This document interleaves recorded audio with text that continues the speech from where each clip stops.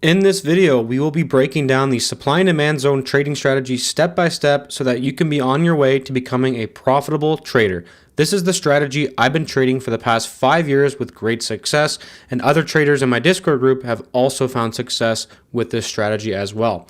And one of the best things about supply and demand zone trading is that it doesn't matter, what type of market you are trading, whether it's stocks, forex, or futures or whatever. Supply and demand zone trading works on any market and any time frame, whether you are a day trader or a swing trader. In this video, we will be learning what is and what is not a supply and demand zone, common misconceptions, there's a ton of them and I can't wait to get into that, the logic behind a supply and demand zone, why it actually makes sense, the types of zones, we have peaks and valleys, continuation patterns, that's also very important, the structure of a zone, what makes up a supply and demand zone. We have how to enter a zone where with our entry, stop loss, and take profit, and also how to place an order specifically on TradingView. You guys are going to love that. Also how to draw a zone, very important. We are drawing the zones the correct way. Which time frames should you trade? That's all based off of your schedule. Multiple time frame analysis, which is key to trading supply and demand, especially for getting larger profits. How do we qualify a zone? Using confirmation and things like that. Also, the supply and demand trading strategies for confirmation and for set and forget trading as well. And we also go over some odds boosters where we're looking at the strength of the movement, even liquidity trap setups as well. And at the end, we do touch on trading psychology, like realistic trading expectations. So there's a lot to learn in this video. I think you guys will love it. As always, if you guys do like this video, make sure to hit that like button and subscribe if you are new to the channel. I do weekly Forex forecasts every week on YouTube on Saturday at 3:30 a.m. So make sure you subscribe for those Forex forecasts. So the first thing that I want to talk about in this full supply and demand trading course is I want to clear up what is not a supply and demand zone. Now, unfortunately, supply and demand trading kind of has been changed over the last couple of years due to people coming on YouTube and trying to be original, change it up to what their own version of supply and demand is. And that's all fine and dandy, but what I try to go over in this PDF and in this video is pretty much the original supply and demand trading methodology. Obviously, it's some things that I've learned in the past 5 years are included in here as well. So it's basically everything I've learned in the past 5 years. If you guys do want this PDF file copy, just join the membership. It is available there. But supply and demand is not just the highs and lows of price. That is the most common misconception, and it's not. Can supply and demand be at a high and a low? Yes, it can be, but it's not every high and low. And that's resembled right here, right? This is an image I got on Google where this is just mapping out the highs and the low, right? They're saying the supply's down here and the demand's down here. And it does make sense, right? Obviously, if price pushes up and then we drop, obviously supply and sellers took control here. If price pushes up, obviously buyers took control here as well. I agree with that sentiment. I agree with the general thing. But a true zone, a true demand zone and supply zone, which we're going to learn in this whole video and on this PDF, it is different. It is not just the highs and lows. That is first things first. In a valid zone, we must have a strong and balance, right? So price must move away aggressively. We are not looking for any hesitation. So we are basically looking for basing in a massive move up for demand and then basing in a massive drop down. It doesn't have to be massive, right? But basically we are looking at a real price chart. We are looking for moves like this for demand. We are looking for moves like this for supply, right? We are looking for the basing and those strong moves. That is the first thing that your eye should be going to when learning how to trade supply and demand, right? We are looking for those moves down and those strong moves up. We are not looking for hesitation like this. If you see, this is what I'm talking about. Price pushed down, we pushed above. So people would come in here, the majority of retail traders that are quote unquote trading quote unquote supply and demand, they will say this is demand. Why? Because yeah, I get it, right? Price pushed down, we pushed up. Obviously, buyers took control here. However, there's no strong imbalance here. Did we go up candle after candle, green candle after green candle? Yes, but there's no strong move up here. It is just stair-stepping, very hesitation move up. What we are looking for strong moves up. Here's a great example right here. The basing, and then look at this move up. It is strong. It is not hesitation like we have right here. Look at the difference between this move up and this move up. This is one candle. This is multiple candles that are just steadily going up. Yes, they are green, but they're not great. And then another common misconception, and this is another picture that I pulled up off of Google, is we do not cut through candles when we are mapping out our supply and demand zones.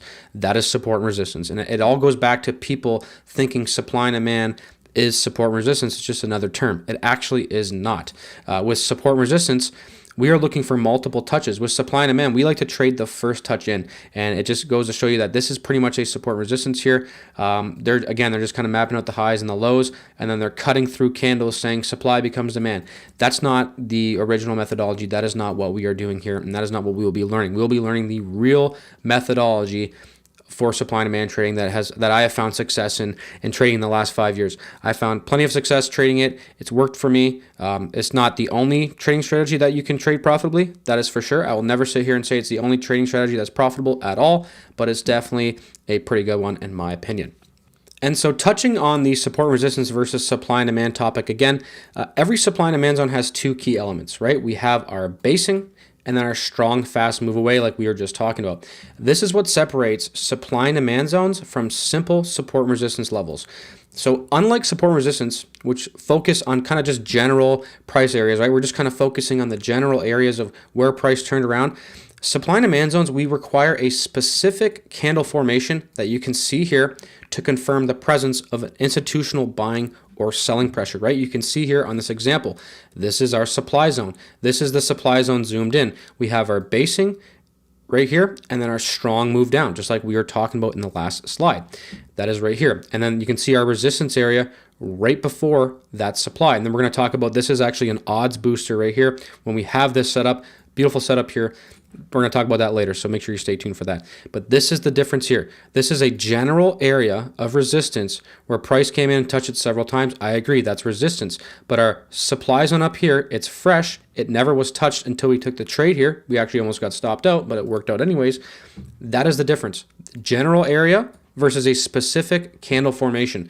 That is one of the things that is one of the most common misconceptions, when trading supply and demand, the difference. And hopefully this video can clear it up, and just this specific slide can clear it up, right? We are looking for these very, very specific candle formations. It is not just general areas. You actually have to zoom in on price to look at each individual candle like we did here to identify the basing and the move away. It's very, very important.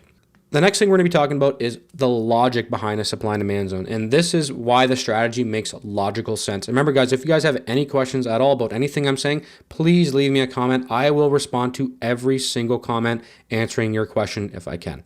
Now, supply and demand zones are not created intentionally. I want to make that very, very clear. However, they do leave footprints, as in the banks and the institutions, they do leave footprints on a price chart inadvertently, meaning they're trading on a price chart and we actually can identify their moves. So again, I want to stress, I can't stress it enough, this is not done on purpose. These zones form because only large players with millions of dollars can generate the explosive moves that define a supply and demand imbalance. That is pretty much an objective fact. A small player, especially in the Forex market, even if it was everyone watching this video, all bought the euro US dollar at one time, we're not going to see a massive green candle like this. It's just not going to happen. The only ones that can make massive green candles like this with big imbalances is either a bank or a large institution.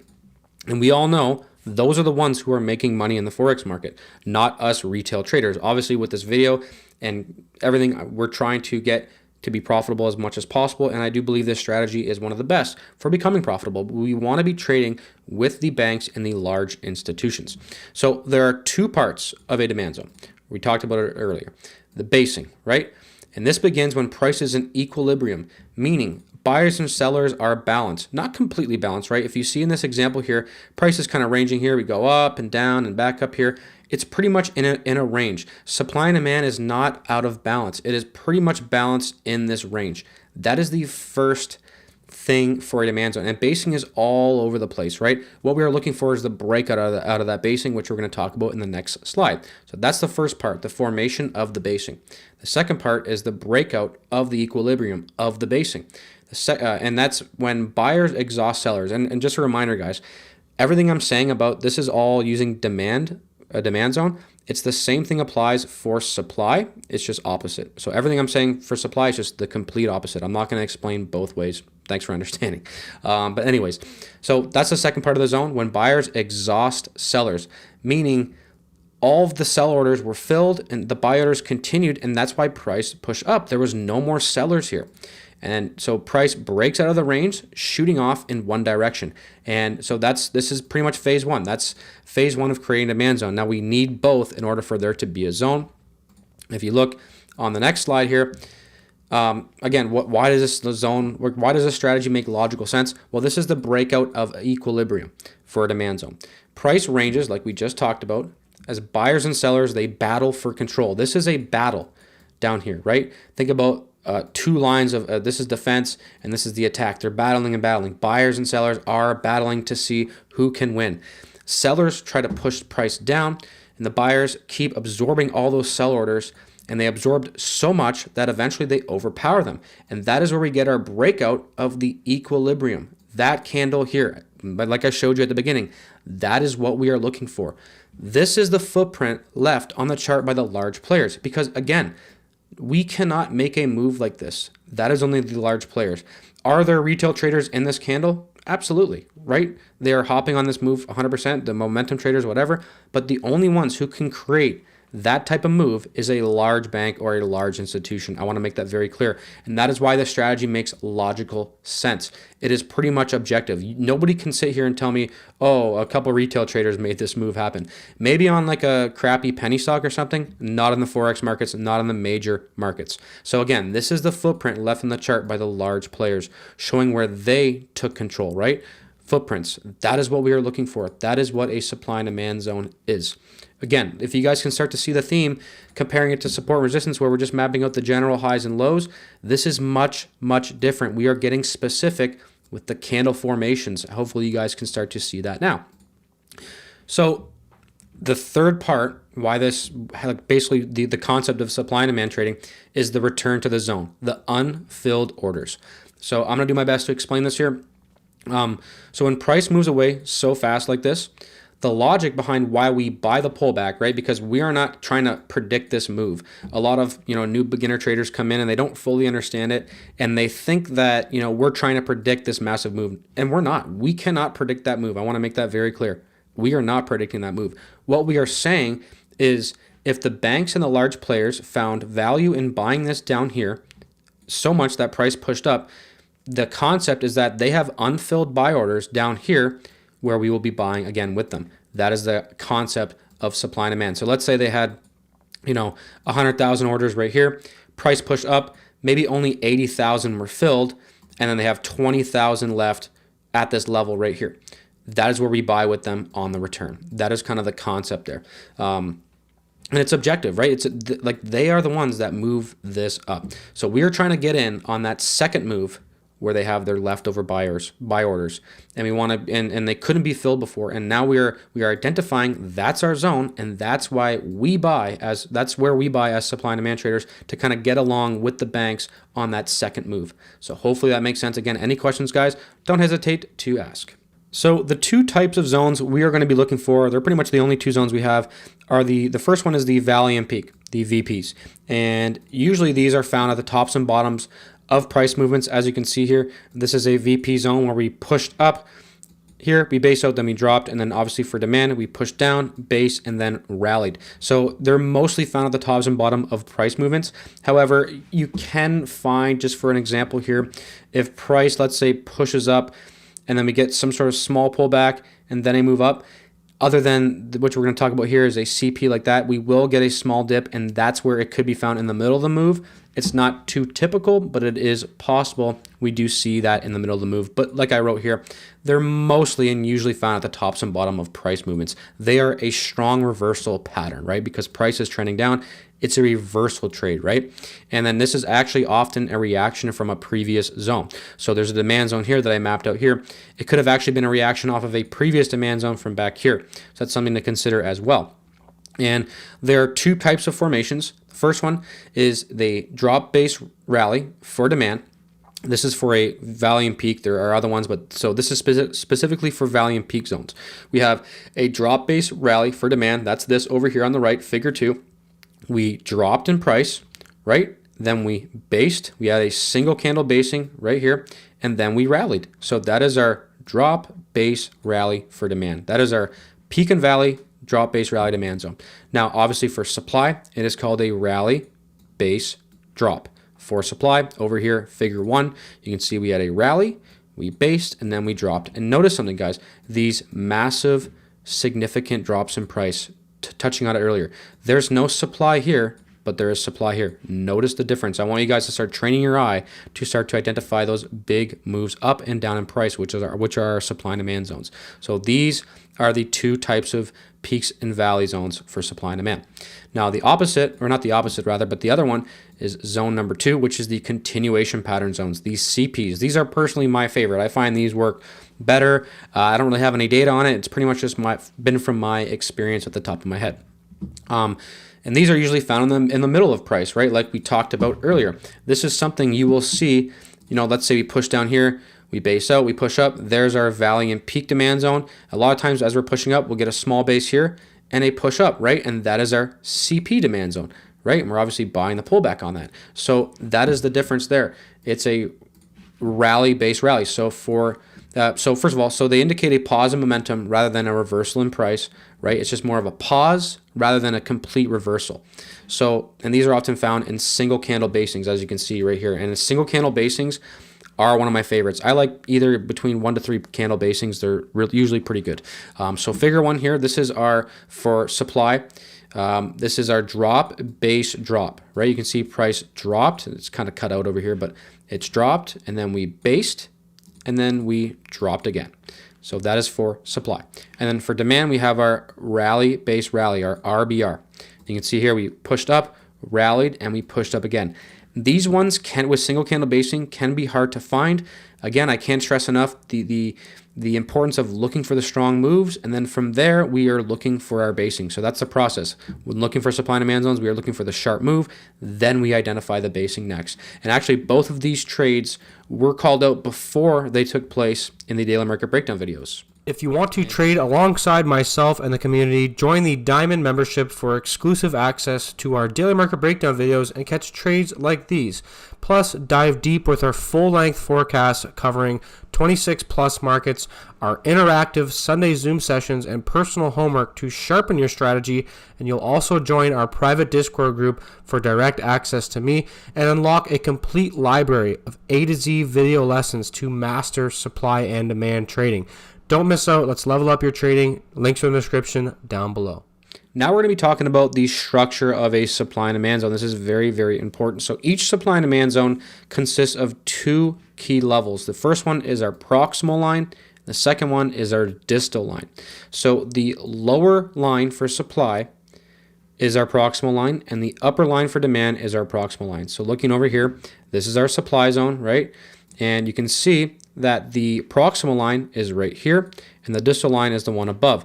A quick and easy way to remember this is the distal line is the furthest distance from where price is at, right? So the distal, further the distance, it's an easy way to remember. And obviously the opposite for demand, the proximal line is at the top and the distal line is at the bottom. Because price is up here, the distal line is the furthest line from price. It doesn't matter what you call it. This is just what it has been called forever now. So that's what we call it. And it's just it's a good reference to be knowing what to call it. And basically, yeah, the area between the distal line and the proximal line, that represents our supply and demand zone, right? That is like our wiggle room, right? We're going to talk about how to enter a trade coming up. But the best zones, remember, the best zones show strong moves away, confirming a significant imbalance. So that is our proximal line. That is our distal line. Remember that. The main idea is that we just draw the zone properly. You don't have to label it that every time. It's just the terminology behind the demand and the supply zone. And then the second part is, well, first of all, the basing is very important. The basing area is where price consolidates before a strong move away. And I will say that the best bases are tight and they are well structured. If you look down here at this picture, you can see this is pretty poor basing. The move away is fantastic, right? That's a plus. But you can see this was a losing trade. And I want to make it very clear that just because a zone is great, like this one over here, doesn't mean the trade's always going to work out. The best zones will fail and the worst zones will work sometimes. That's very important to remember. You can see, look at this basing here. Just really whippy price action. It's not super clear. It goes all the way up to here to all the way down there. it's not really clear and consistent, right? And not only that, there's 1, 2, 3, 4, 5, 6, 7, 8, 9, 10, 11 candles in that basing. Remember, the best zones are tight and well structured with consisting to 1 to 4 candles. Remember that, guys. That's going to be the best basing. I'm not saying I wouldn't take a trade like this. I'm just saying it might make me hesitate a little bit. And a big part of trading is feeling confident in your strategy.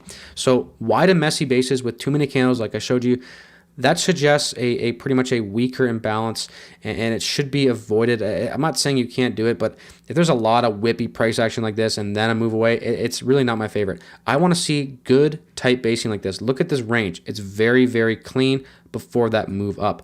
Only 4 candles in this basing here. Remember, I like 1 to 4. If it was a single candle basing, that would be good as well. That's fine with me, but I like anywhere between 1 or 4. And again, like I said earlier, I prefer a rally, 1 to 4 basing candles, and then a rally, right? That's the zone that I prefer. And then for supply, obviously the opposite. I prefer a drop, and then a base, and then a drop, right? And we sell the return to that supply zone. That is what I prefer. That's kind of like my dream supply and demand zone. But obviously, if it's a good trend and we're trading with the higher time frame trend, I don't mind taking a zone like this. I'm just trying to show you guys the comparison between what a good basing is and what a bad basing is. It's a pretty important factor that you definitely should not overlook.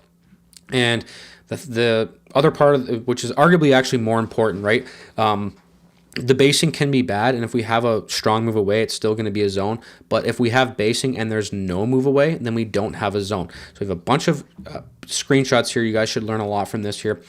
So the first one, the figure one, a poor move away. This is what a poor move away looks like. You can see here, yes, we have our basing. There's basing everywhere though, but like we talked about earlier, this is a poor move away. Price, it drifts away slowly. The price action is very choppy. There's no strong move up. There's no strong momentum. And when price pulls back to these areas, it often is a weak reaction. And I want to make it clear, I would never even trade this zone. It's not even really a zone to me. This is, again, kind of just mapping out the lows and the highs of price. So this is a very, very poor move away. Barely a move away at all, so it doesn't really qualify as a demand zone. The next one we have is what I would call pretty much a decent move away. You can call these whatever you want. It's just more of a way for me to describe what I'm talking about. This is a decent move away where we have over here, this is figure 2 right here. You can see we have we have the basing, right? Same thing as over here, we have the basing. The move away, the initial move away is not bad. It's a pretty explosive candle, but what I'm focused on here is these next candles here. They're not great, right? It shows hesitation. So this is when we have a clear directional move, right? Obviously, price pushed down, we pushed up. The direction is clear, it is up. But there is multiple candles in the same direction here, but the balance isn't great, right? It's not the strongest reaction I've ever seen. You're going to see other zones where like this might not look bad to you, but when we start to compare figure 3 and figure 4, you might understand what I'm trying to say. So the third figure 3 here is the A plus move away. And these are the zones that I like to trade. Have I taken a zone that I would call decent before? Yes, I've taken those trades. I have never taken a trade from a poor zone. I have taken a decent zone trade. What I like to trade is the A plus moves away. These are explosive moves away with large body candles. You can see in figure 3 here, we have the basing that we've been talking about. Look at this move away. This is what I would call explosive. There is absolutely no hesitation like we've seen here and here. It is an explosive move away. That is what I like to call an A plus move away. There's absolutely no hesitation. There's barely any wicks on the candles as well. This signifies a strong imbalance, and on return, it would be a high probability return in my opinion if we do get a return to that zone. So these are the zones that I am mostly looking for. And then the strongest move away on a technical basis would be the gap move away. And this is when price, it's down here and all of a sudden price opens way above, leaving a gap. There's no candles there, but that represents technically, the strongest imbalance. It indicates an extreme supply and demand imbalance because nobody would even trade in here at all. That is the next opening price, and those often lead to the best reactions, but they don't come up too often. It does come up more often in stocks where we actually do have, gaps in the market because the market closes. But just to touch base on this, we are looking for those strong moves away, guys. I cannot stress it enough. That is what your eye should be going to first when opening up a chart, when learning how to trade supply and demand. And I touched on this earlier, but the best zones are created by the best moves away. A weak move away means the zone is less likely to hold because there is less of a demand and supply imbalance at that area. Obviously, when this A plus move away, the imbalance was insane. The demand imbalance versus supply imbalance was nuts, where here it was pretty balanced, right? And again, like I said earlier, the worst zones can work. This zone could pull back down here and it could absolutely work. And then you saw it, you wanted to take it, but you knew it was poor, so then you didn't take it, rightfully so, which is the right thing to do. Let's say it react off of it and we push up, it would have hit your take profit. That's fine. You have to be able to see that happen and say, hey, this was not a great idea. I'm glad I didn't take this trade. Did it work? Yes. And the same thing goes for the opposite, where price can push down to our picture perfect area of demand and boom, we lose the trade. And you have to also be okay with that happening as well and saying, oh, it was a good zone. On to the next. I'm going to keep finding good zones. We don't have to look too deeply into a loss when a zone is like this. But when you're taking trades like this, you have to look a little bit deeper and say, hey, was that really a good move away? Probably not. And the structure of a supply and demand zone, these are the different types of zones that we can have. These are just some basic examples of what you can, look to see. You will definitely see these zones. And they're not all the zones are going to look the same. I'll even be analyzing charts on the weekend for some of the members, and I'll be like, oh, that's a zone the structure I've never even really seen before. We always will have that move away. It's the basing structure that can be kind of wonky and different. And the basing formations will vary depending on the market conditions. Some zones will have tight consolidation like this, and then some zones will have kind of wacky consolidation before the move up. So they will look different. And then again, like I said earlier, my favorite basing is when the zone has 1 to 2 candles.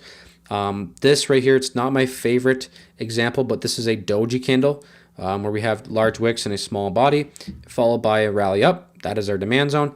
This is not my favorite zone, but it is a trade I would take, but it's not one I would prefer. I've definitely seen these zones fail more than these zones and these zones. I've definitely seen these zones work more than these doji candle zones. But if the move away is great, whatever. It's not the end of the world. So multiple candle basing. Messy. Now this can be clean as well, and why it's messy is because there's one candle down here, the wick's down here, right? It's kind of all over the place. It's not terrible. Where you can have 3 formations perfectly aligned as well. That's another example. I don't mind it. This isn't too messy, right? It's not like a wick goes all the way down here or anything, so it's not too bad. And then obviously my favorite, the single candle basing right here, where it's pretty much, are just one basing candle before the move up. And with the continuation pattern zones, this can even be a green candle as well. It does not have to be a red basing candle. It can be a green basing candle as well on the move up. We've seen those trades work out beautifully before with the single candle basing. So these are just 3 examples of the zones you will find on your chart. Again, not all the zones are going to look the same. There's going to be plenty more other zones. These are just kind of the 3 most common ones that you will see on your price charts. So get used to seeing these types of zones. So how do we go about and actually trade a supply and demand zone? We're going to break it down here, and the first step is our entry. So after we have identified our supply and demand zones, we now have to enter on that trade if it qualifies as a trading setup. And the first way to enter, which is the best entry method, which is pretty much I do 98% of the time, I would say, is we just place a pending limit order buy. So this is for demand. Obviously, it's the opposite for supply. We do that just right before the proximal line of the zones. Remember, the proximal line is right here because this is demand. The distal line is here. That is where we place our order, right here. It's pending. If price comes down, we don't hit it, we push up, your order does not get filled, and that's something you're gonna have to get used to as well. It's possible we push down, hit your order, hit your stop loss as well. We're gonna talk about stop loss placement in a minute, but this is how we enter in a trade, the pending limit order.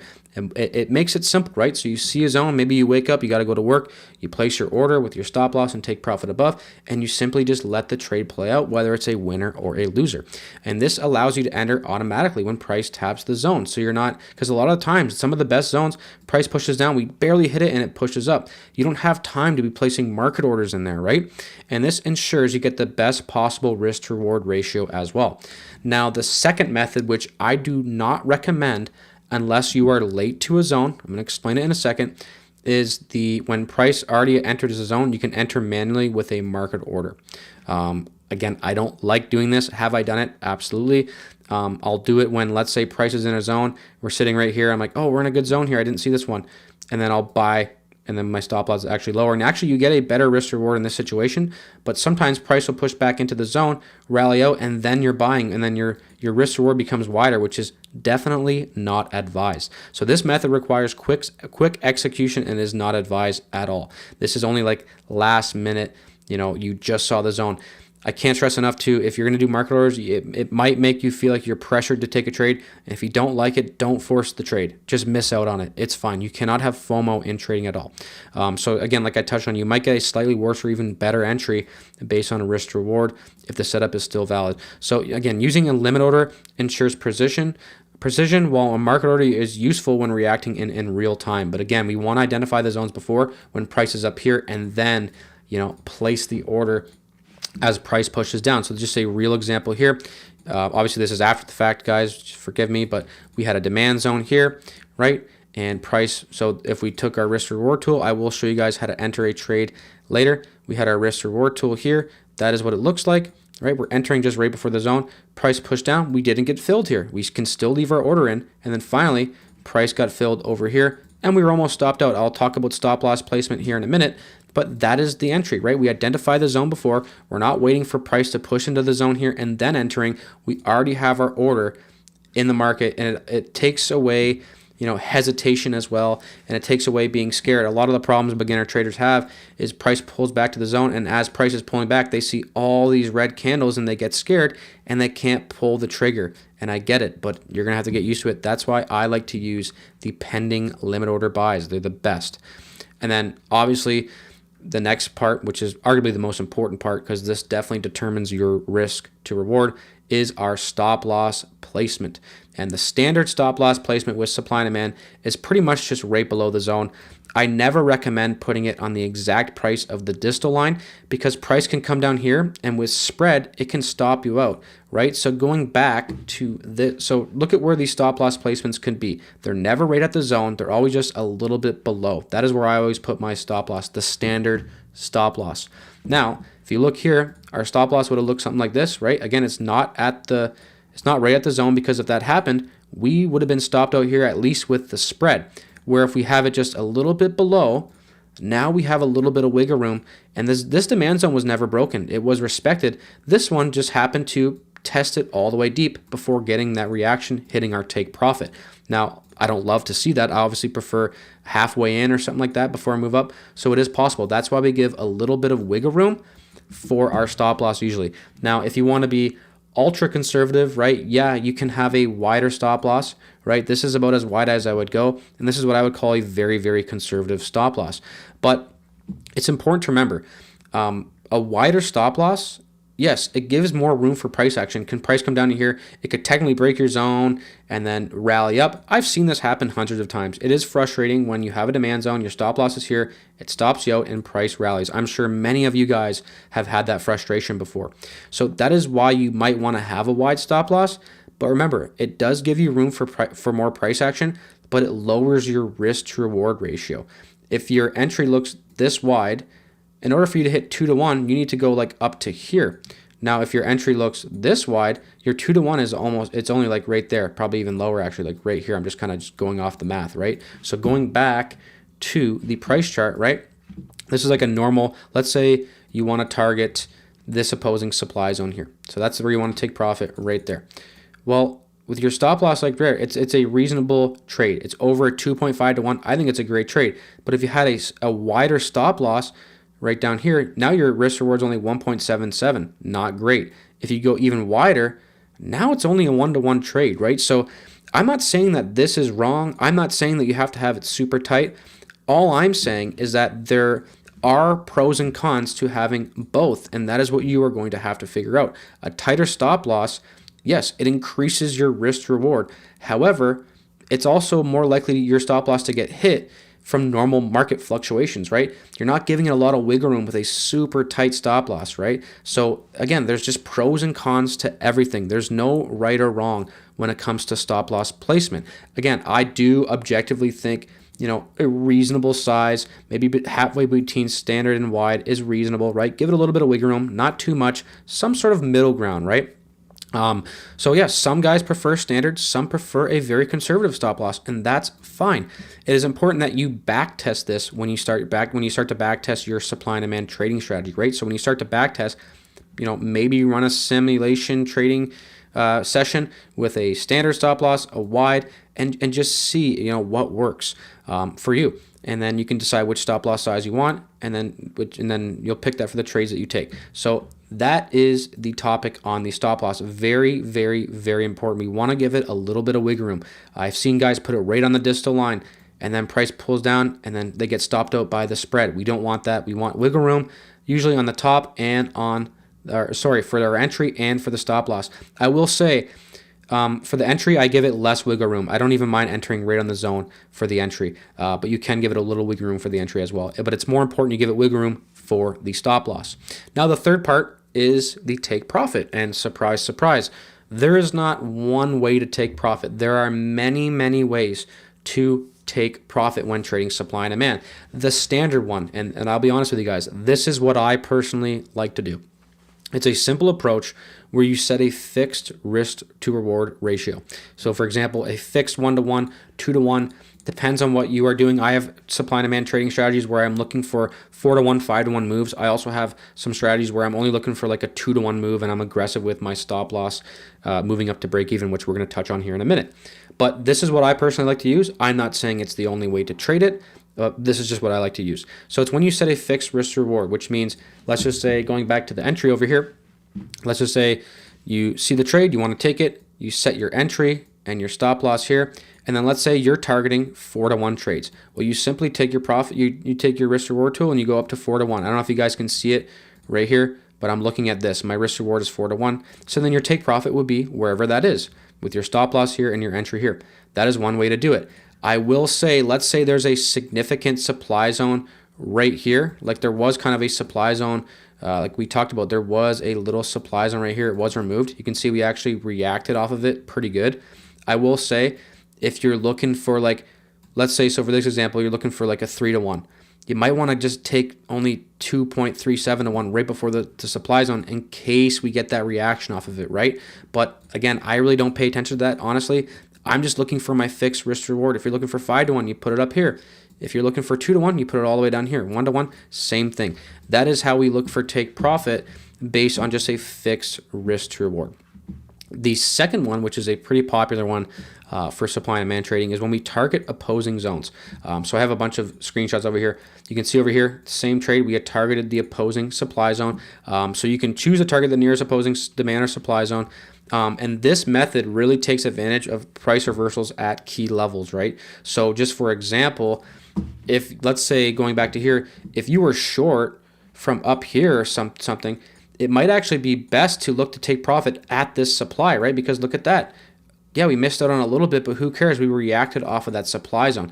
That's why it is sometimes good to target the opposing, areas of supply. So for this one, it would have been this little supply zone right here. And there even is kind of a small one up here as well. It's not great, but there was maybe even potentially to take profits here as well, right? I don't know where my stop loss is, but look, that is where we would target 1. Target 2 would be the supply all the way up at 5-to-1, right? So that is one way, another way to look for targets as well, just targeting the opposing zones. The third way is to target opposing structure, previous highs and lows. That's pretty much what you could be doing. So this is another option. I personally don't do this. I know some traders who do, and honestly, it makes logical sense to me. It's just not something that I've ever done. I've seen it work really well, and it gives you a great idea of how much profit you can get in the trade. And this focuses on the market's structural points, right? The support resistance areas, and it allows you to exit once price has moved through significant price levels. So in this example here, you can see, let's say we took the trade down here. If we're targeting, structure highs and lows, we would have targeted this high up here, right? Let's make this just a little bit thicker so we can see. This would have been our target, this previous high. And why would that be a target? Well, first of all, in this instance, we technically lost out on a bunch of profit, but it's very likely price could have pushed up, reacted off the high, and then pushed back down, right? Because just structure. So that is another method. It's a pretty decent method as well. I like it because you visualize the trade before it happens, right? You can visualize, my 3-to-1 take profit is before the pivot high, or before the pivot high here. That's great. Or I can see how much profit is to that pivot high. I like the trade. It's offering me a lot of profit. It's just another way to take profit. And then the last way, which is also pretty good as well, is to not even have a take profit. So so you would just be entering a trade with a stop loss and no take profit.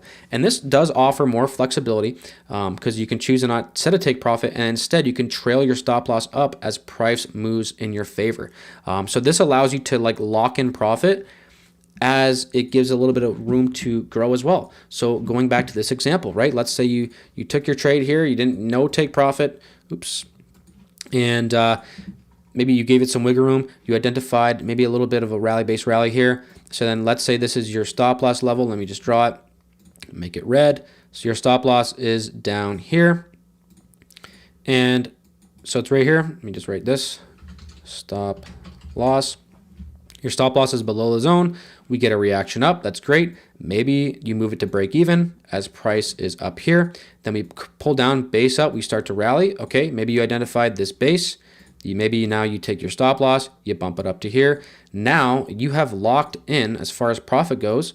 Your stop loss is there. You have now locked in a one-to-one profit target. Profit, not great, but it is pretty good. Let's say then up here we break the structure high. That's great. Push up. Now we are moving our stop loss up to here below a little demand zone here. I can identify a little rally demand zone right here. Look at that, beautiful reactions off the zones, right? And then maybe you push it up here below structure, and then you get stopped out as price comes back down to here.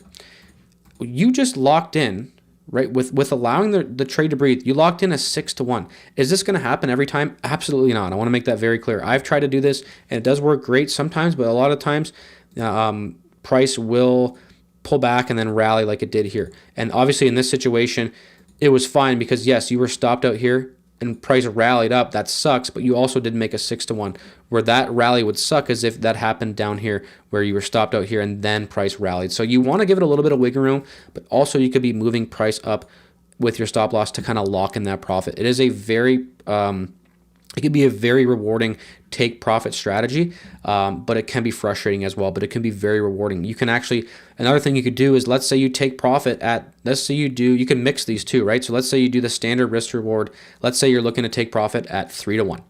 Instead of taking 100% of your profits off at 3-to-1, you could take 80% off or whatever number you want and let the extra 25% of that trade, just let it run and then bump your stop loss up like we just discussed along with price to kind of see how much you can get out of that 25% of your position left. And instead of maybe making a 3-to-1, you could maybe even turn that 3-to-1 into like a 5-to-1, 6-to-1. It's just an option. There's so many things to play around with here with taking profit. It's definitely worth back testing in my opinion. Now, a very important topic as well is trade management. When do we move our stop loss? And I want to make it very, very clear, guys. There is no universal answer. There's no, oh, you move the stop loss when price does this. If anybody speaks in absolutes, so let's say you follow, another trading YouTuber, anybody who's speaking in absolutes where you must do this, I would run. That's not the way to trade, right? There's no universal answer for anything in trading, in my opinion. So even the idea of like people, oh, never buy in a downtrend. I get that, but I'm sure there's a couple people who have a counter trend trading strategy. So it's really not correct to say you never should. So there's no universal answer when to move your stop loss. It's a matter of, again, testing different methods through back testing to see what works best for you and gives you confidence to stick with your strategy. That is huge. You need confidence in your strategy, and we will be talking about psychology at the end of this video. So make sure you stay tuned for that. But it's important to have confidence, and moving your stop loss and stuff can actually build confidence in a way. So the first option is we don't touch the stop loss, right? So going back to the trade over here, right? We had this trading setup here. It's actually going to be a great example as well. So let's say we had the trade here, stop loss below. Let's say you're looking to take profit at 3-to-1, which is a reasonable trading setup. 3-to-1, boom, great trade. You're in and out. Stop loss was never moved. The second option, and you can do that, but the difference is a lot of the times you could have moved your stop loss to break even when after price moved a certain way, and it would have been a break even trade instead of a loss. That's where it can suck. But also what can happen, I'll touch on it in a little bit here, but the second option is to move your stop loss to break even after achieving a certain risk to reward. So for example, a 1-to-1, you can move your stop loss to break even. This approach is great for traders who are targeting a larger risk to reward, as it minimizes risk once the trade has moved in a favorable amount in the direction you are trading in. But this can also it can lead to being stopped out too early and missing the move. We have a great example here. So let me see how far this trade went. So this is a 3-to-1. Let's say you're a 5-to-1 trader.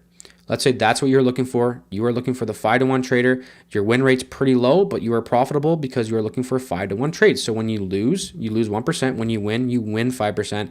You don't need a high win rate to make that a profitable trading strategy. So in this example, if you would have let the trade run, just let it play, you wouldn't have moved your stop loss, you would have been a 5-to-1 trade, no problem. However, look at what happened here. We got filled here, price pushed up, we went almost to our take profit. We are about 25% of the way from it, pushed all the way back down, which is scary, right? It sucks giving up this profit. Let me tell you, I've been there. It sucks. But price pushed down and then we rallied. So it would have been fine if you left your stop loss at where it was at. However, after this move, it would be completely reasonable for you to either bump your stop loss to like here or here or here, or even just break even. It would be reasonable. And at that point, this would have been a break-even trade. This 5-to-1 trade that worked out would have been a break-even trade if you moved your stop loss to break even in this situation. And again, these are the pros and cons. I'm not saying one is better than the other. I'm just pointing out to you guys what can happen. And this has happened to me multiple times. It is frustrating. So view what I'm saying to you. Look at the pros and cons. Do you want to do this or not? Yes, you will miss out on trades like this, but you will also, price could have easily pushed back down and stopped you out, but instead of your stop loss being a loss, it would have been a break even. So just like it went this way, it could go the other way as well, and it's all up to you based on your testing what you want to do. But I just want to make it clear that can happen where it stops you out a little bit too early, and it does suck. It is very, very frustrating on the psychology, especially if you're in a 3. If you've lost 3 trades in a row and then that happens and the price pulls all the way back, stops you at a break even and goes to your take profit, it sucks. And a way to minimize that, and this is something I do as well. I do the break even and what I'm about to tell you. So this is what I actually do. This is one of my favorite things to do, is moving my stop loss to half risk after achieving a certain risk to reward. So once your trade hits a certain risk reward, just like we did with the break even, you can move your stop loss to half risk, and that actually would have prevented this from being a losing trade. So going back, this is our stop loss here, right? So stop loss. This was our stop loss here. Now we got the move. Instead of moving your stop loss to break even, what you could do is you could just simply go to half risk. You take half the risk off. Not only that, it gives a little bit more wiggle room for price to come down and tap the proximal line again and rally up, just like we've seen here. So that is another option, right? It's just something you can do. And then, in this instance, honestly, I would have moved my stop to half risk. And then as price pushed up to and breaking this high, my stop loss honestly would have been here. So I would have been stopped out right there. And that only would have been almost a 1-to-1 trade. Not really great, but I'm just being honest with you guys. So that's another way you can minimize, being stopped out at break even. But then obviously it's good to move it to break even as well if that is what you want to do. So that is kind of the one of the options. And then we've talked about it earlier as well. We could just be moving the stop loss along with price. We touched on it earlier. I'm not going to go on to it again, but that is another, option that you can do. And a huge reminder, you need to write this down and put it on your computer or put it in your notes, or just remember this every day. Never move your stop loss wider, because you've already determined your risk before entering the trade. And widening the stop loss after entry, it increases your exposure and it is counterproductive to disciplined risk management, because you want to make sure you are only losing 1% max on every trade you take, right? We don't want to be increasing that loss, and you don't want to be moving your stop loss. You just want to let the trade play out or move it to break even. You don't want to be moving it wider ever. I cannot stress that enough. It is a recipe for disaster, because you can keep moving it down and keep losing more money as price pushes down. So remember that. Never move your stop loss wider. Never move your stop loss wider. Do not forget that. So one thing about trading is you want to make your entries and exits and stop losses, you want to make entering those trades as seamless and as easy as possible. You want to be focusing on analysis, not focusing on, how many lots do I buy? How much do I buy here? I got to log in. It's much easier if you can connect your broker to TradingView. This is what I personally like to do, because you can place real trades directly from TradingView. All you need to do is connect your broker account to that platform. Now this integration, it does allow for, again, like seamless order execution. You want to be focusing on your analysis, not the execution. The execution should just be very simple. And it's chart analysis, trade management, all in one place. It is the best way to be trading, in my opinion, and there are over 80 plus brokers that you can choose from. I'll show you guys some of them down here. So when you go to the trading panel, you can see all of these brokers here. I don't know much about brokers. I just trade with Oanda, so I'm the wrong guy to ask about brokers, but there are a ton of brokers here you can choose from to attach your trading account to TradingView to just make your trading just so much more simpler, and especially managing trades, especially when you're on the go, right? Because you can have the TradingView mobile app, which is very, very convenient. I'm on the go quite a bit, especially lately. I got a kid on the way, so it's been nice to be able to just manage trades on my phone really easily and even enter trades as well as zones formed. So when we use TradingView, when you enter a trade, we use the risk to reward tool. So let me just go over here. I'm not going to log into my real account because I don't feel like editing an entire video, hiding my account number and all that stuff. So I'm going to connect the paper trading account here. I must have taken a trade on this. I got 15 bucks in paper money. Let's go. So anyways, it's the exact same thing whether you're in a paper trading account or in a real account. So I'm just doing the paper trading account to just show you guys. So once you're logged in, we're going to go back to the PowerPoint presentation here. The first thing we want to do, we're going to use our risk to reward tool. And what this does is it helps you set your stop loss and take profit automatically based on your desired risk to reward. So this tool is essential for visualizing your trade's potential before actually entering. So this first thing we want to do, for longs, we're going to click on the long position tool. I'll show you guys here in a second. And for shorts, we're using the short position tool, obviously. And what we're going to do, going back over to the trading view, so for this example here, right, we come over here. So I have my favorites tab here. You can add everything to your favorites tab by just clicking the star on all this stuff, and then it'll add it to the favorites bar. I have all of it on my favorites bar, but to show you guys where to find it, you come over here to this 1, 2, 3, 4th tab over here. You're going to see long position and short position. They're starred out because that means it's in my favorites. So for longs, right, because this is the demand zone, for right here, we adjust our stop loss just visually, right? We visualize the trade, right? Let's say our take profit is at 5-1 up here. That's where our take profit is going to be. We're setting the trade up right now. So basically our entry is here, right where the green and the red are separated. Our stop loss is right at the low, and our take profit is up here. What we do from there is we simply right click and we create limit order. From here, this is the order window. So when it's your real account, this will be your real account where you can place an order from. And all you do not touch this, right? Let me just change the color. You are not touching any of this here. This is already all set up. You can see this is your risk reward 4.99, right? It's supposed to be 5-1, but it's off by 0.1, whatever. You can see our risk reward is already set up. Our stop loss is, the price of our stop loss is exactly set to where we have it. Our take profit is exactly set to where we have it. And our entry is set to exactly where we have it based off of that tool. And all we need to do from here is adjust our risk. So what you do here, I go to percent balance. It's definitely the best.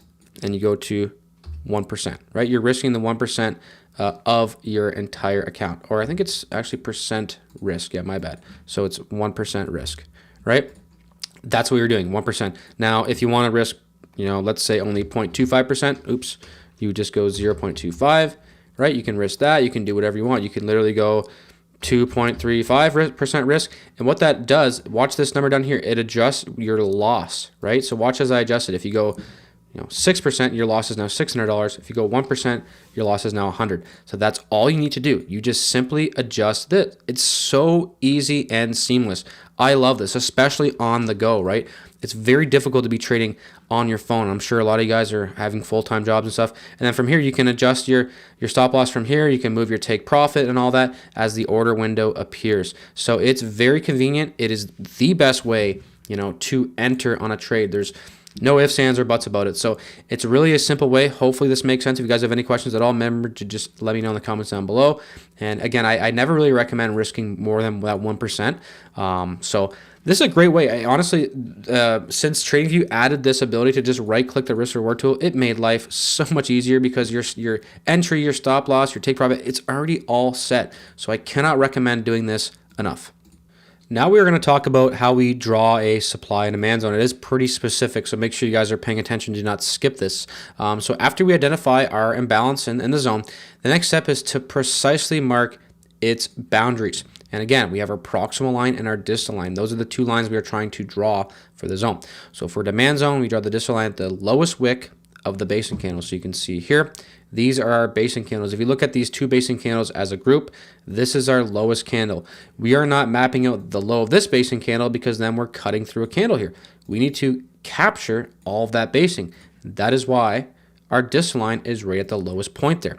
And then our proximal line is placed at the top of the body or the wick of the basing structure, right? So in this instance, it was from here, we're capturing both of those basing candles. We got the pullback, beautiful trade from that zone. So for a supply zone, the process, obviously it is the opposite, and the distal line is placed at the highest wick. We're not going to get into it. It's just, it's the opposite. And the key is to capture the exact area where the imbalance between supply and demand took place, or sorry, rather the balance. That's what we are trying to capture before that move away, ensuring that our zones are drawn accurately for effective trade execution when price pulls back to that area. And a trick that you can do here is, if you look on your charts, you can click this magnet tool right here.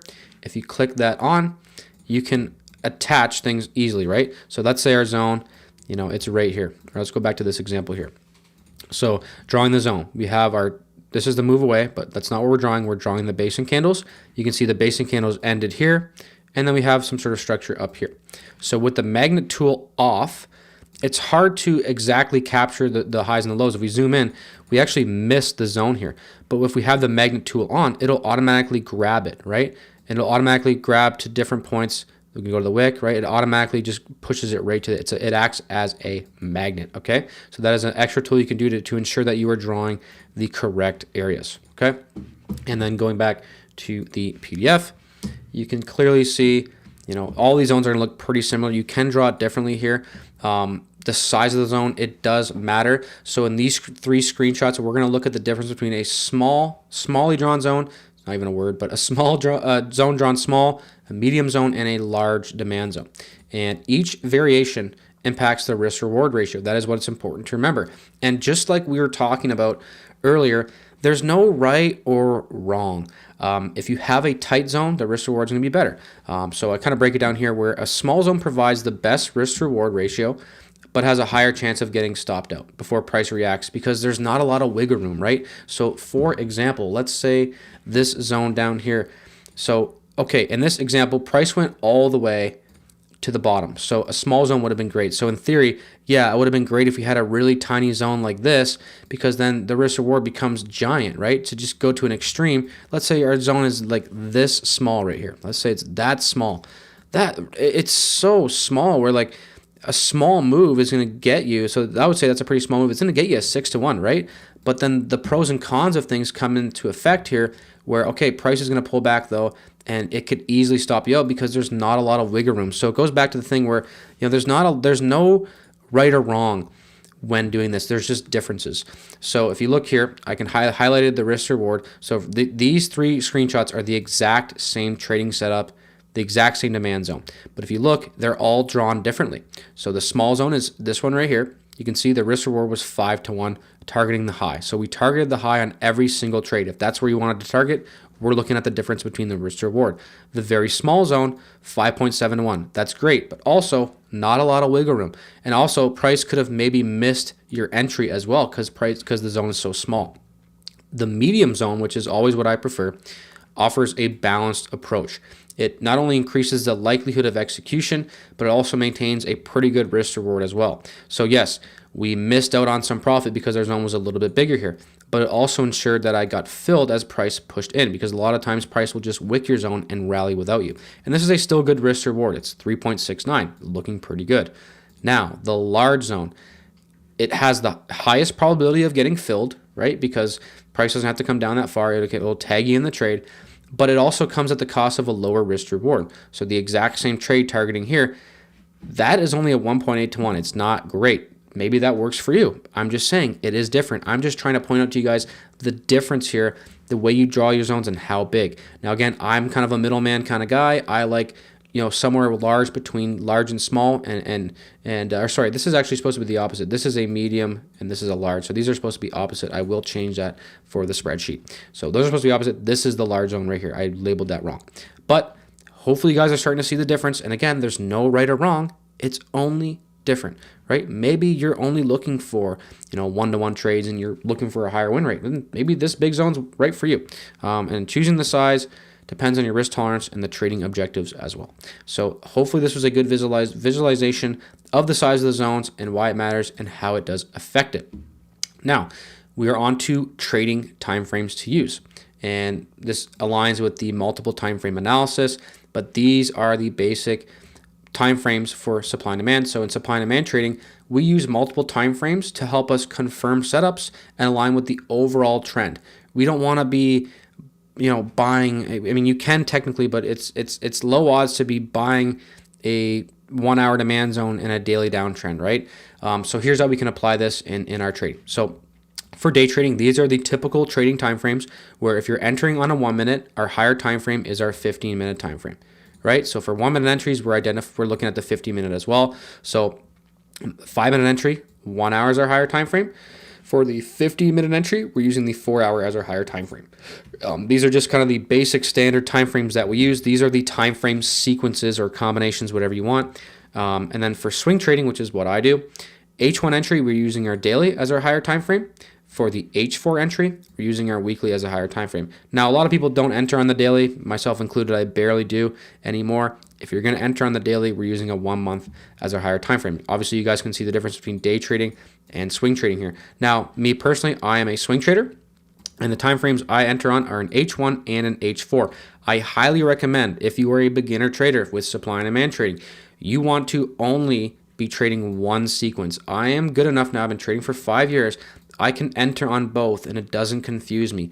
I would strongly recommend learning on one time frame, and I always recommend swing trading over day trading, especially for beginners. And this is important here as well. The fractal nature of price. Guys, price is fractal, and what that means is whether you're trading a 1 minute time frame with a 50-minute higher time frame or you're entering on a daily chart, price is fractal. It's the exact same concept no matter what time frame you are on. And you can trade whatever time frame suits you, as the market structure remains the same whether you're on the 1 minute or the 1 month.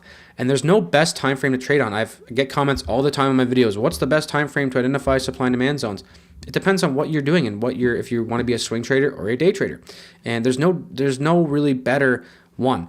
I will say, however, if you were a day trader and you are entering on a 5-minute, 50-minute, or 1 minute chart, the economic data that comes out and news events will affect your trades more than if you are swing trading, because price can really shoot up with economic data. So I will say that's really the only difference. But as far as the way you map out a demand zone on a 1 hour chart is the same on a daily and the same on a 1 minute. It is the exact same methodology because price is fractal whether you go up or down.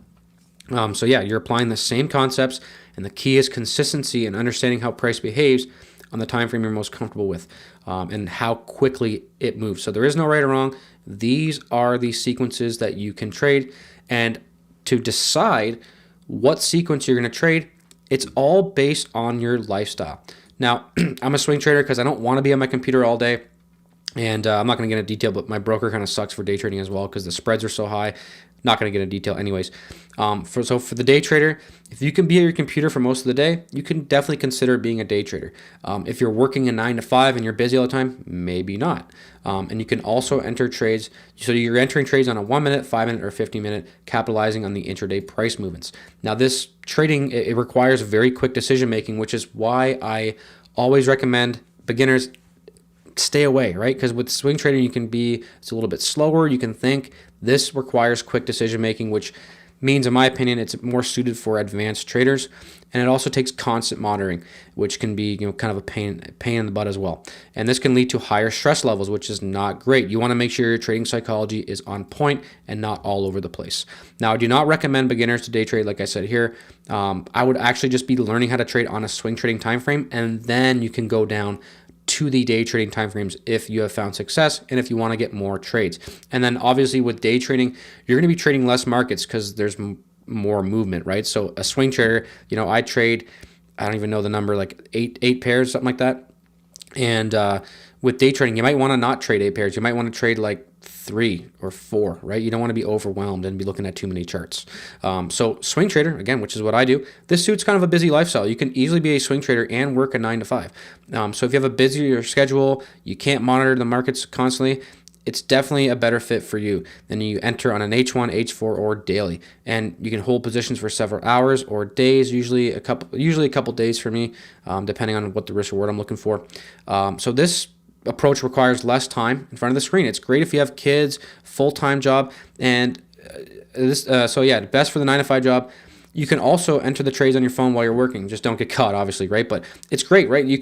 Maybe you wake up in the morning, you check your computer, and you see a 4-hour demand zone, you place your trade. Let's say you're at work, your trade gets triggered. Now you know you're managing the trade, and maybe every hour you go to the bathroom, you tell your boss, oh, I got to go to the bathroom again, ha ha ha, and then you check your trades, you manage it. Maybe that's when you bump your stop to break even. If you can check your phone at work a little bit, you can easily be a swing trader, and that's fine. I'm sure your boss won't mind too much anyways. And then even, right, if you're trading an H1 or an H4, sometimes it can take several hours for price to pull back, right? So going back to this example, this is a 5-minute chart, but again, price is fractal, so this could actually be 1 month. This could be a 1 month chart as well. You don't even know. So price is fractal, but let's say you wake up, this demand zone's formed, price is up here. You have all day to play. You can even place the order when you get home, right? Because price, it hasn't returned yet. So it just gives you more time to, maybe miss out on something. It's less stress. I prefer it. It's not the best way to trade. It's just preferred in my opinion, especially if you are new and if you have to be on your phone and your mobile. Swing trading is definitely the best for that. So with multiple time frame analysis, you're going to see here, this is what I like to call an odds booster. This is going to boost your odds of trading success. And in this time frame sequence, we will be using the H1 as our entry time frame and the daily as our higher time frame, right? That is the sequence we'll be using. So HTF means higher time frame, ETF means entry time frame. You're going to see that here coming up. So I just wanted to clarify that. So multiple time frame analysis with supply and demand zones, it increases accuracy and by aligning with the higher time frame zones with lower time frame entries. This is one of the best ways of boosting our odds of the trade working out because you're aligned with the higher time frames. The higher time frames are more powerful, right? So for example, a weekly demand is stronger than an H4 supply. So just for example here, let's say this was a weekly demand zone right here, right? So weekly demand. And then let's say there was a supply zone right here. And there was a supply zone here that broke. So we had a supply zone here. And then let's say this is the same time frame, but just for the example, let's say this is our let's just say H1 supply or lower.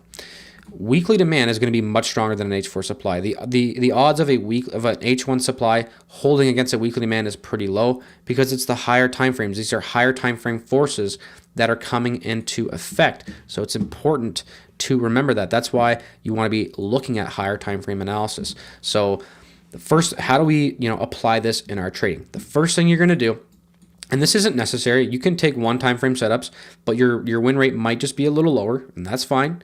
Everyone has a different win rate when they're profitable. There's profitable traders who probably have a 30% win rate and profitable traders who have like a 75, 80% win rate.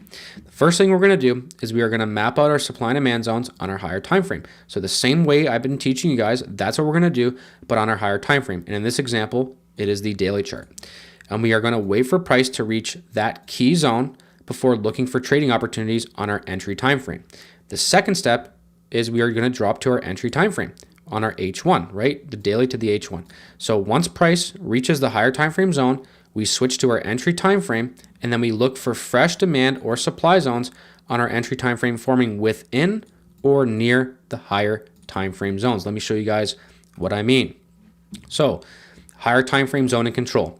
This is our higher time frame demand zone, right? Daily demand. You can see the basing isn't great here, but that's just pointing that out. So we mapped out our supply and demand zones. This is our daily time frame. We identified demand, right? Why is it demand? Beautiful move away, great move away. That's our demand zone, right? We had equilibrium, move away. That's our demand. This is our footprint from the banks. And we are waiting for price to reach we're waiting for price to reach the zone. So right here, we are doing nothing. We are waiting for price to hit our zone. And then here, once price touched the proximal line of the zone, it did go deeper, but once price touched here, you can actually set alerts to at your proximal line to let you know when it does. Once price touched it, that was our signal to go down to our entry time frame to look for trades. Now remember, this stage of trading right here, this is when we do nothing. This is important. This is just a little extra thing I wanted to put in. Patience pays. This stage of trading requires discipline and patience. We are not worrying about is price going to pull back to the zone?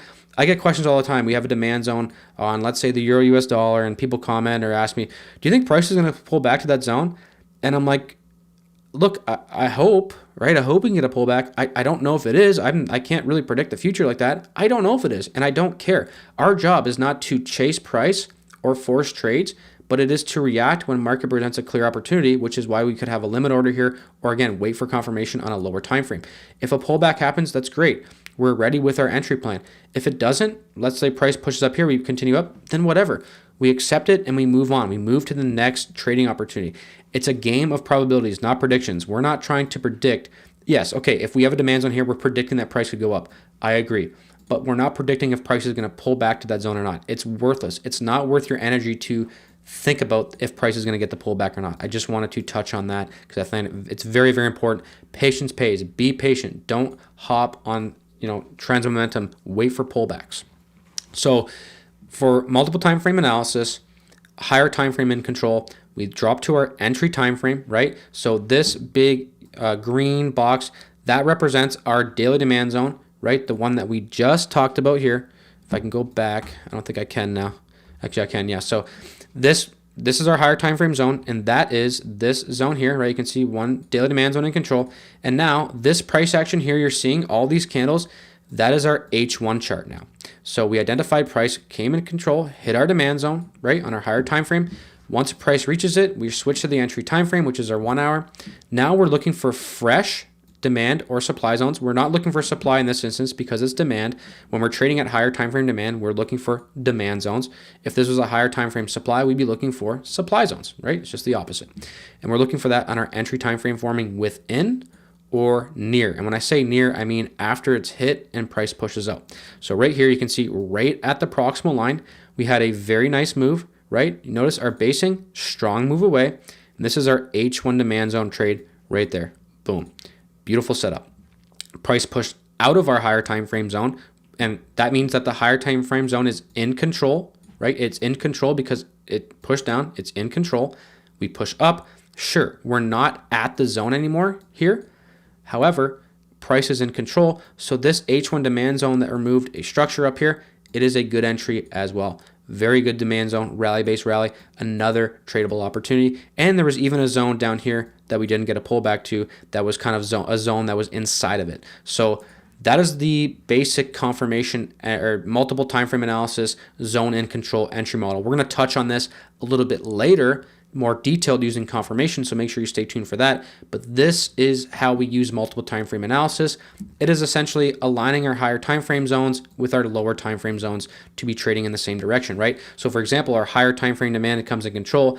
We probably don't want to be taking short trades, right? And as you can see, they worked out horribly. And why? Because our higher time frame demand forces were in control.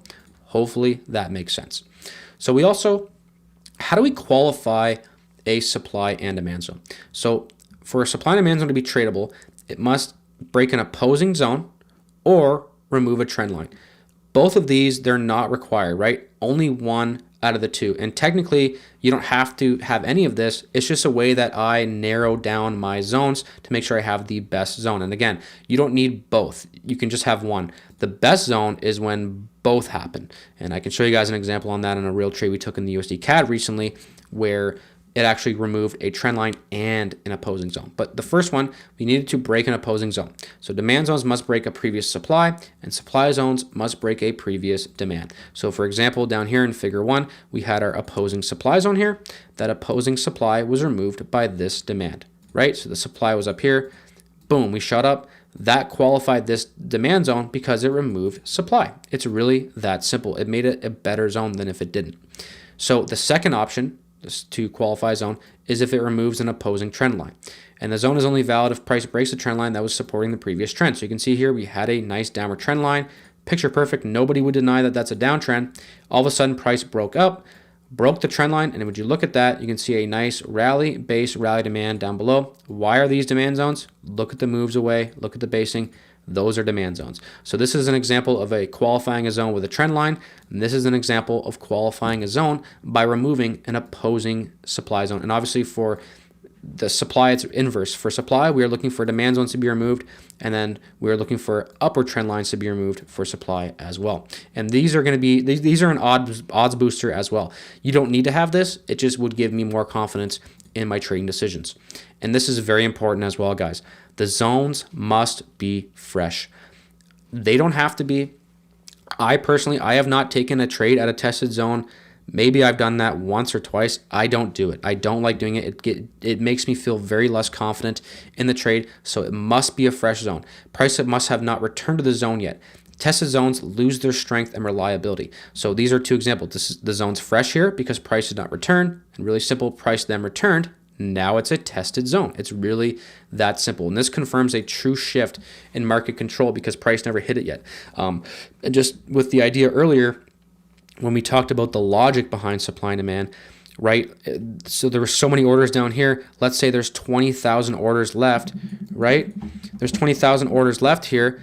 Well, at that point, when price pulls back down to that demand zone, let's say we push back down, we hit the demand zone. That's great. Maybe 10,000 got filled. So maybe we hit it again, fill the other 10,000. But the more it touches, the less orders from the banks that there are sitting there. So I prefer it always to be fresh, never tested. Once it's tested, the zone pretty much becomes invalid for me, and I don't like to trade it. So just a very, very important little extra tip there.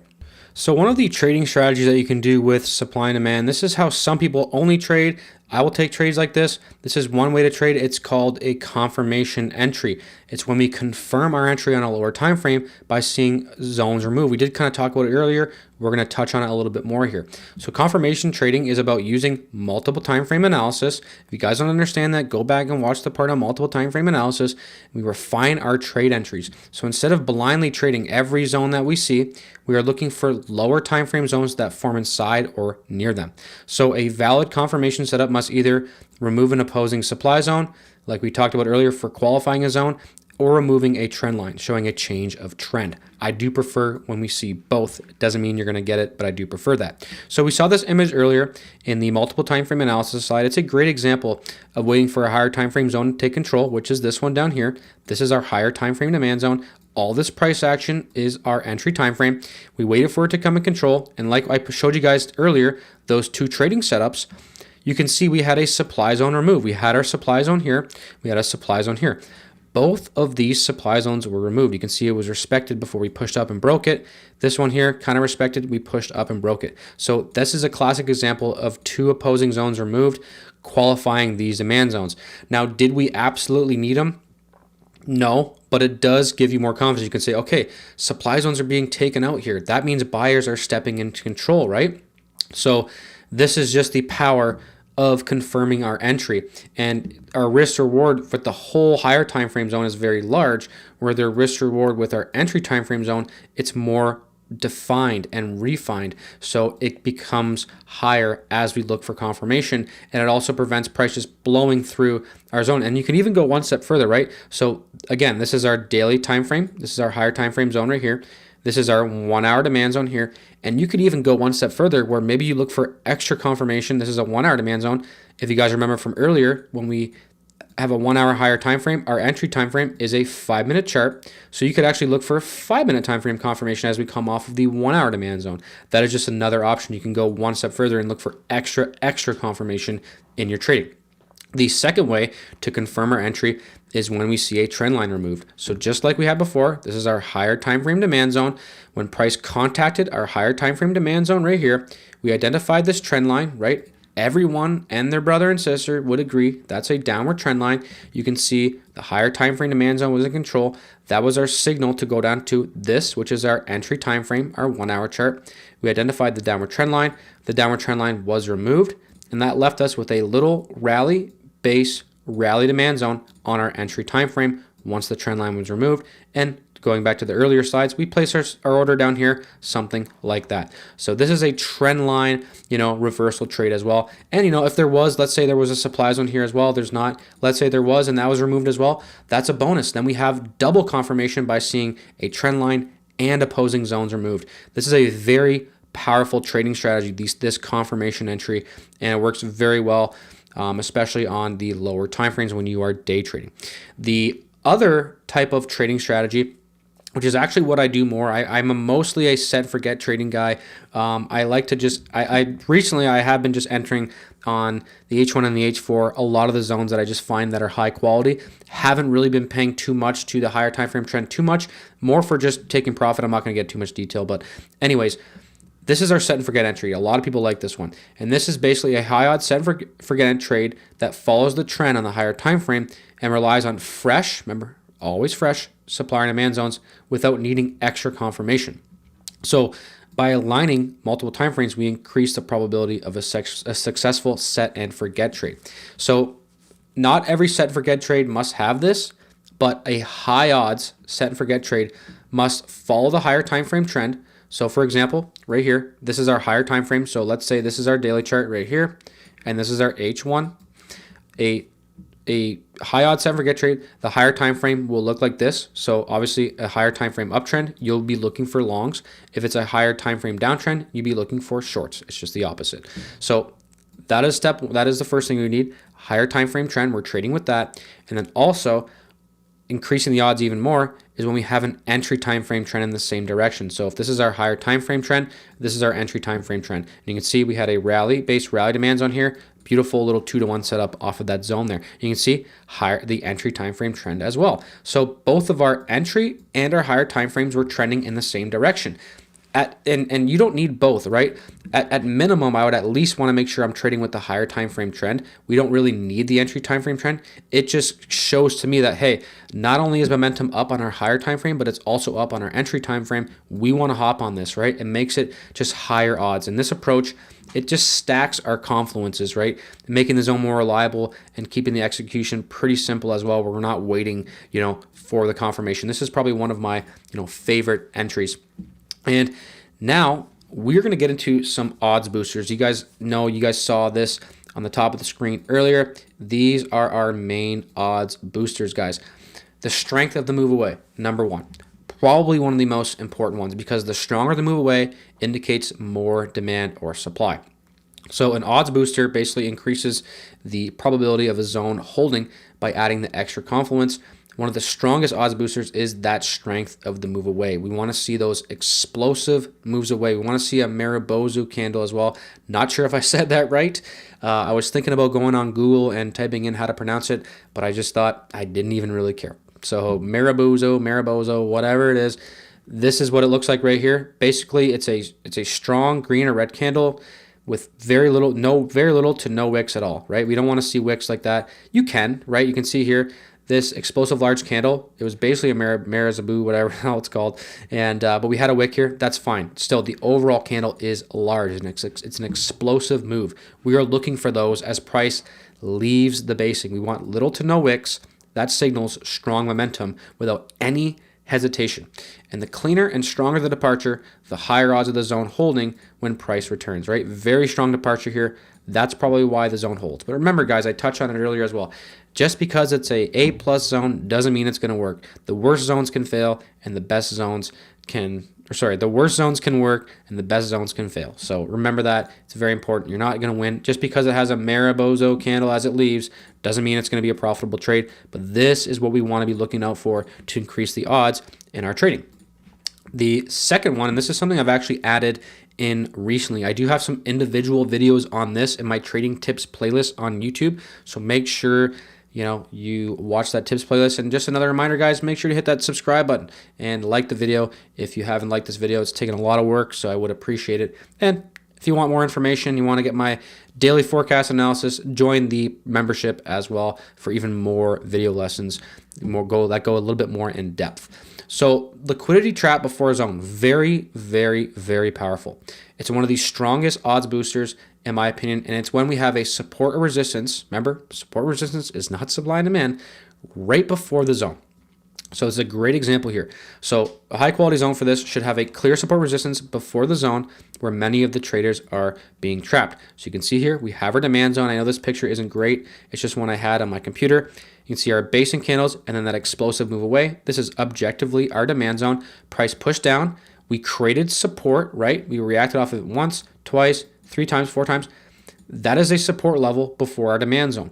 And the logic of this is all of the retail traders, and I get it, guys. I'm a retail trader. You listening to this, we're all retail traders, but we're not trying to be with the 95% of traders. We're trying to be in that 5%. If you go into Google and you type in what's the most, or just a trading strategy, what's a trading strategy, you're going to see support resistance, and one of the most common ones. So this is a clear area of support where the beginner traders, the retail traders, they're buying this support. And you know where their stop losses are? They're all right here. I'm sure they're different sizes. Maybe they're all the way down here into our demand zone. So the logic of this, right, is our demand zone is down below. We want to trade with the banks. We have identified that's probably where the bank's footprint is, and we can identify maybe price is going to react off of there. Our support levels here, so all their stop losses are here, which means they're buying at the support, and then they're selling here, right? They lost the trade. They're selling, and we're buying their sell orders right into our demand zone. So essentially, we are taking the opposite side of a retail trader's trade, which, you know, based on the math that we all know, 90 to 95% of retail traders lose. This is going to set the odds well into our favor, in my opinion. And that is the logic, right? They are selling where we are buying, right? We don't want to be buying here where our stop losses, where everyone else's is, where there's a support area. We want to look for the real demand that's right below. And obviously for supply, it is inverse. So we are basically we're trapping the retail traders as they are entering too early, missing out on this demand zone.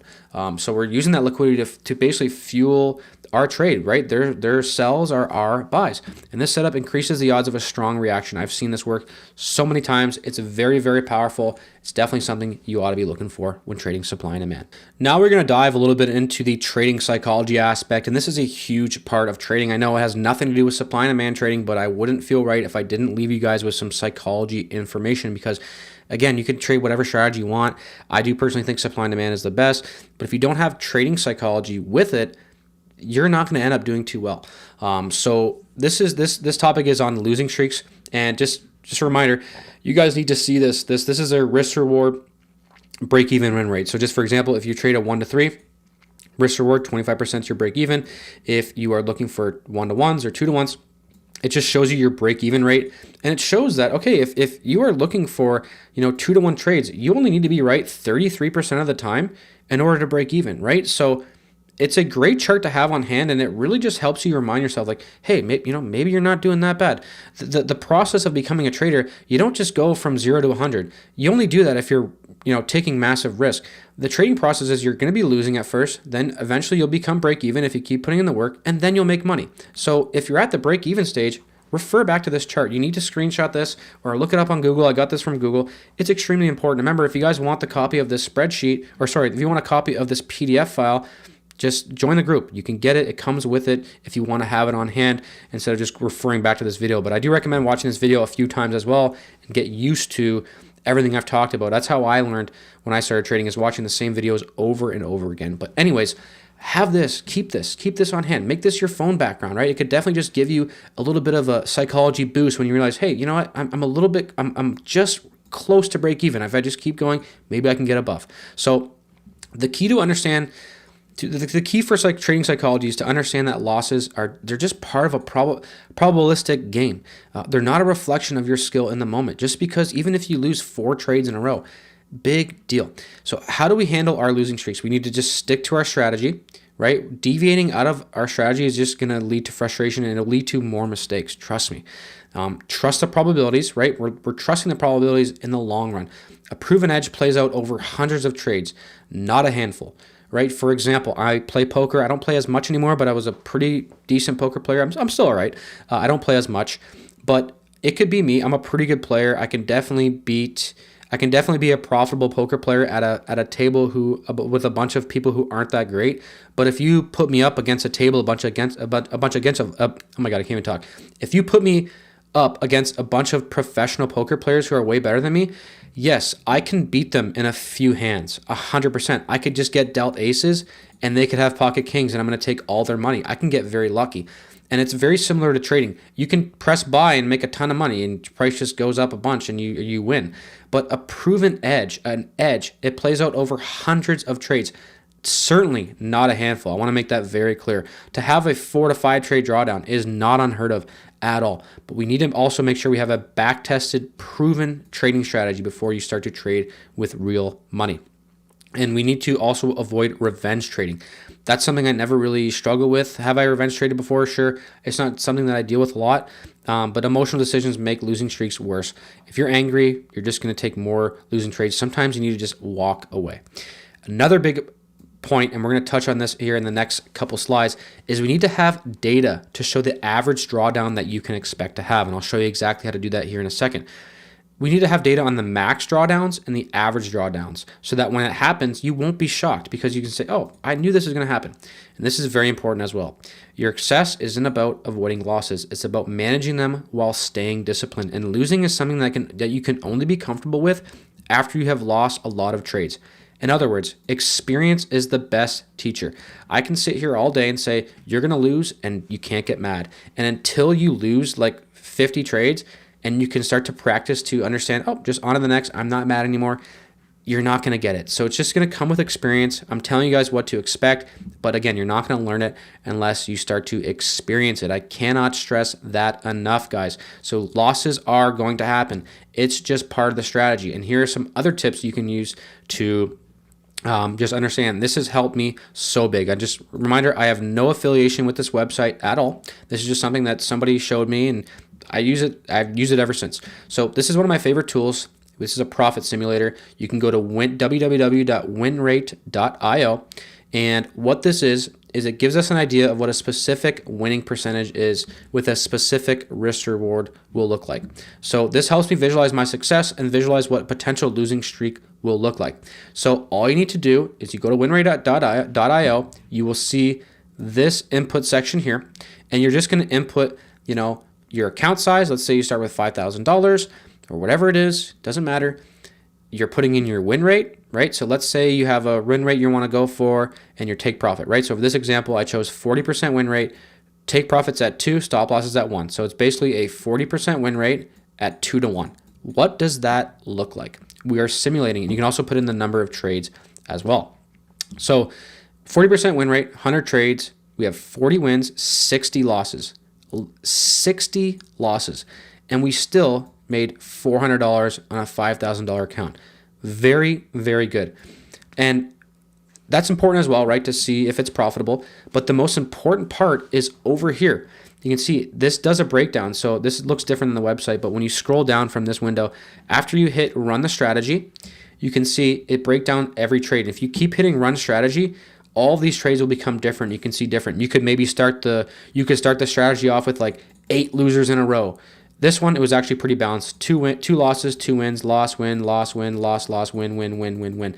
But from this, you can get data on this. So let's say you run your strategy, let's say 500 trades. That's a lot of trades. You can go through this. You can scroll through every trade. It'll show you 500 trades. It'll show you the outcome for every trade.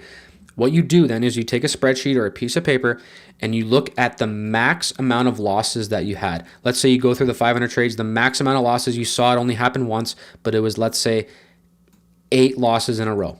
You write that down on a piece of paper or somewhere where you can look at that.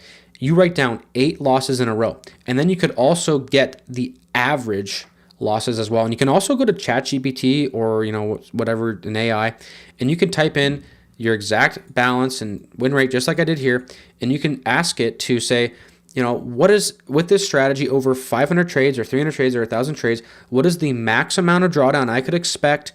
What is the average drawdown I can expect? And then once you get that data, it will help you, right? So then if you write down that that the 8 is the max drawdown that you've seen, if you're at 5 losses in a row, you can expect, hey, we can actually get more here. This can happen. And then the average drawdown, right, which is what ChatGPT can definitely help you out with that because it'd be hard to find it in here. you can use that information to find the average, right? So if the average is 4 losses in a row and you're at your third loss, you're like, look, I'm expecting to lose again, but I know some wins are right around the corner.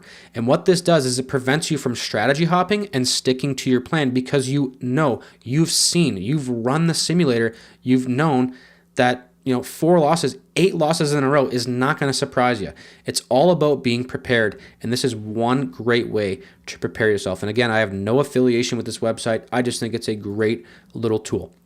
Now, trading expectations, guys. This is very, very important. I cannot stress this enough. We need to have realistic trading expectations. I don't know if anybody here is a golfer, if they go golfing. I'm a golfer. I love golfing. I'm pretty good. I'm not great. I'm not bad either. My best score is maybe like 13, 14 over par. I don't really remember my actual score. But I'm not bad. So for me to go out on the golf course and say, I'm going to shoot, 1 under par today, not going to happen. So we need to make sure we have realistic expectations in whatever we're doing. And it's no different for trading. So many traders, they chase unrealistic returns. And why are they doing that? Well, unfortunately, because a lot of these online gurus, they're showing massive profits, right? They're showing 50 grand, insane profits.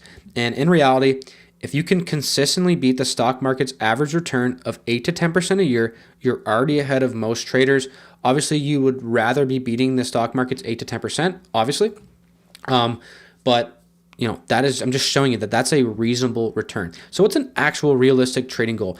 In my opinion, 20 to 30% per year is incredible if achieved consistently. There's a lot of, we're going to touch on this in a minute, but 20-30% is completely reasonable. And returns definitely depend on the frequency of trades and risk management. I will say that if you are a profitable day trader, you'll probably make more than a swing trader because you'll just have more trades. So hopefully that makes sense.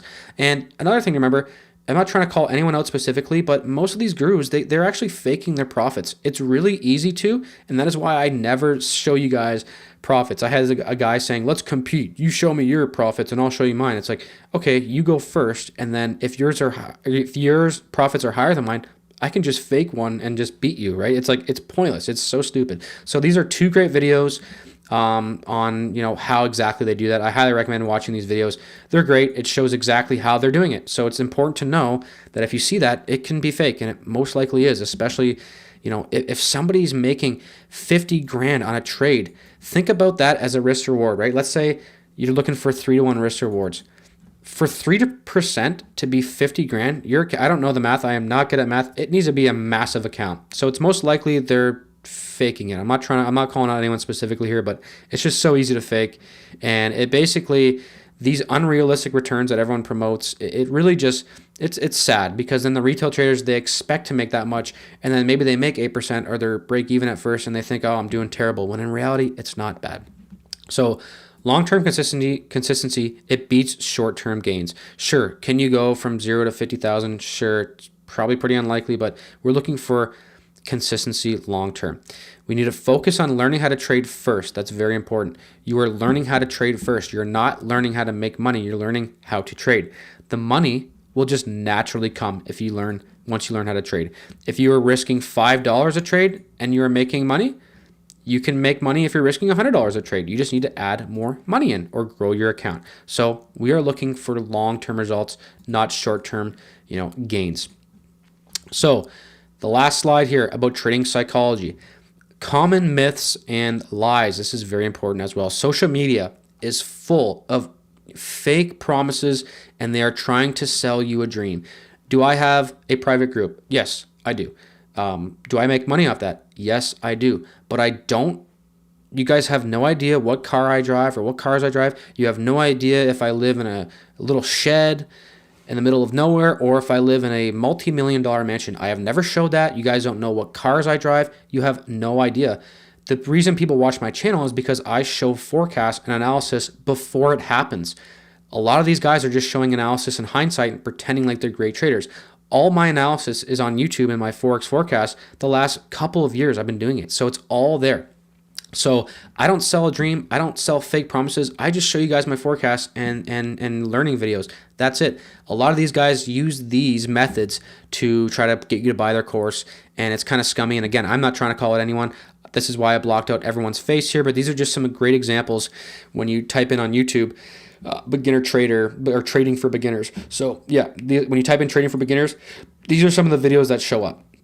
Because a beginner will look at this and be like, oh my God, I have like $200. I can turn it to 13 grand. Let's go. Oh, 100 grand. Look at this. Oh, $100 a day. Boom, right? These are the tactics they use. $100 per day in trading, right? Like this guy down here. Give me a break. Markets don't pay on a daily schedule. Could you, in theory, make $100 a day? Sure, but profits fluctuate. This is just a quick, I want to make $100 a day. Who doesn't? Another one of my favorites is turning $50 into 50 grand. This is this one right here, where $130 to $2 and then into specifically $13,340. That percentage return is incredible. That is almost impossible. How you would turn $132 into 13 grand is by like buying a crazy crypto or a penny stock, to constantly be taking trades every day and turn $132 into 13 grand. I'm saying it's pretty much impossible. You're not going to do that. It's pretty much impossible. So get that out of your head. Another one is 90% win rate. Could you have a 90% win rate? Sure. Very unlikely. I challenge any one of these gurus who say they have a 90% win rate to just post, 10 trades before they happen, and let's see how 90% win rate they actually have. So even the top traders lose often. The key is risk management. We don't need a perfect win rate. You can win 33% of the time or 30% of the time and be a profitable trader. This is one of my favorite ones as well. Quit your 9 to 5 with this strategy. Look, guys, trading success takes years, and most traders never replace a full-time income. That's so true, and I don't even recommend it. The first thing I would do as a trader, okay, you want to become a profitable trader? The very first thing I would do, it's not to sign up for TradingView, it's not to watch my videos, it's to find a job find the highest paying job that you can get. That's the first thing I would do, because you need to take all the stress off of trading. You need to have constant money coming in so that you can learn to trade profitably and focus on learning how to trade and to not just make money. Again, the money will come. We talked about that in the last slide. The money will come. We're learning how to trade first, then the money will come. We are not trying to replace our full-time income right away. And again, it might not even happen. I don't even recommend just having one source of income anyways, because you could have 3 to 4 losing months in a row, right? It's definitely possible. The drawdowns happen on a trade-to-trade basis, and they also happen on a week-to-week basis and on month-to-month basis as well. So success takes years. You're not going to quit your 9 to 5, and I don't even recommend it anyways. So an important part to remember here, guys, if you're looking for trading education, if it sounds too good to be true, it pretty much always is. Real trading is about consistency, not get rich quick schemes, and all of this represents getting rich quick, and it's so easy. Trust me, it is not. Only the people who are determined to learn will be successful at trading. And that wraps up this entire course. I thought it was fantastic. Let me know what you guys think about this whole course in the comments down below. I know we did more than just supply and demand trading, but I honestly think this was a great all-around, just trading course just in general, with the supply and demand trading methodology, with the trading psychology and all that stuff as well. So again, I would appreciate a like, a subscribe if you are new to the channel. Let me know how I did in this video. I'm really happy about it. I thought it was great, and I want to know your guys' opinion as well. And make sure you subscribe if you want to watch my weekly Forex forecasts. They are free every single Saturday. Yes, I have private forecasts daily. If you want to join that, that's fine. If not, whatever. I don't care. I'm a trader first and an educator second. But yeah, guys, let me know what you thought of the video. Be careful out there. If you have any questions on supply and demand trading, let me know in the comments down below. I will respond to every single comment. Hope you guys have a fantastic day.